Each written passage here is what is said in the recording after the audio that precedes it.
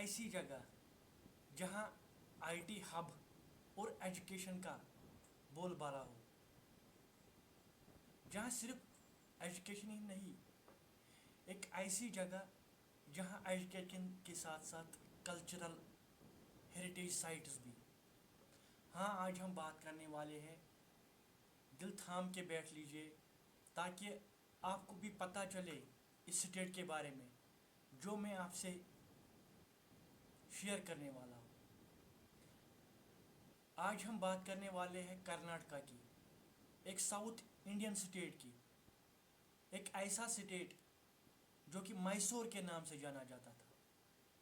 1956 में बना था ये, और 1973 में इसको नाम पड़ा कर्नाटका। इससे पहले इसका मैसूर नाम था। 1973 में कर्नाटका नाम पड़ा इसका।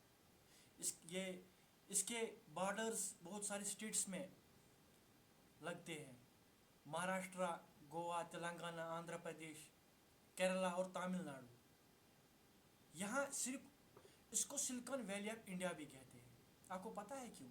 यहाँ पे आईटी हब्स ज़्यादा है और एजुकेशन भी, आईआईटीज, आईआईएम्स का, जो कि मैसूर था पहले।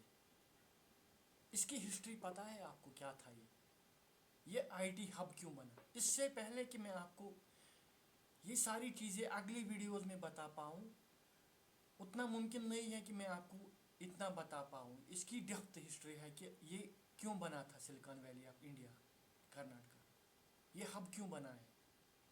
जब भी आप देखते हो कि most expensive city in India, सबसे पहले नाम आता है बेंगलुरु, जो कि बेंगलुरु सिटी भी है, बहुत बड़ी सिटी भी बेंगलोर कर्नाटका की, और कैपिटल सिटी भी। ठीक है, ये मोस्ट एक्सपेंसिव सिटी मानी जाती है इंडिया में, क्योंकि यहाँ के हब्स, आईटी हब्स बहुत ज़्यादा है। जो बहुत बड़ी बड़ी कंपनियाँ हैं वर्ल्ड में, इनके हेडक्वार्टर सारे इंडिया के वो बेंगलुरु में एस्टेब्लिश है। ठीक है, चाहे आप इन्फोसिस की बात करो, अमेज़ॉन की बात करो, ठीक है, माइक्रोसॉफ्ट की बात करो, सारे हेडक्वार्टर्स जो है वो कर्नाटका में ही है। इसीलिए इसको सिलिकॉन वैली ऑफ इंडिया कहा जाता है। कर्नाटका एक इनोवेटिव स्टेट है। ठीक है, अगर इसकी कल्चर की बात करें, इसकी हिस्ट्री की बात करें, इसको बहुत सारे रूलर्स ने अपनी हुकूमत की है, अपनी वक्त पे अपनी हुकूमत की है।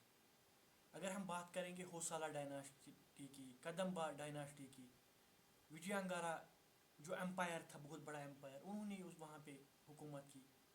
विजय अंगारा एम्पायर एक ऐसा एम्पायर था जिन्होंने बहुत सारी हेरिटेज बनाई है। उनकी कैपिटल सिटी थी हम्पी, जो कि आज वर्ल्ड हेरिटेज साइट है, इंडिया की वर्ल्ड हेरिटेज साइट मानी जाती है। हम्पी जो कि कर्नाटका में है, वो हमारे नोट्स पे भी है। अगर आप गौर से देख लोगे, हमारे नोट्स पे भी उस हम्पी का, उस नेशनल हेरिटेज साइट का जो हम देखते हैं कर्नाटका में, उसकी साइन है हमारे नोट्स पे भी, क्योंकि वो रिच कल्चर था। क्यों है? क्योंकि यहाँ जो राजा थे, उन्होंने सबसे पहले अपनी प्रजा का सोचा, अपनी स्टेट के बारे में सोचा।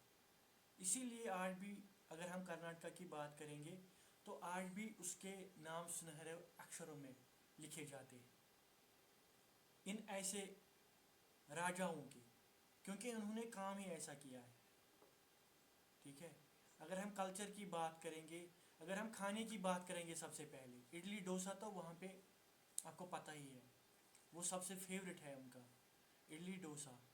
और वो सबसे ज़्यादा मकर संक्रांति बनाते हैं, दिवाली मनाते हैं फेस्टिवल्स में।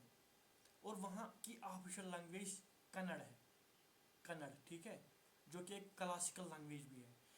और म्यूज़िक है उनका कर्नाटिक म्यूज़िक, जो कि सबसे पहले इंडिया में आया था, और उससे भी पहले इसकी अपनी हिस्ट्री है। इस म्यूज़िक की कर्नाटिक बोली जाती है, ये सुना जाता है।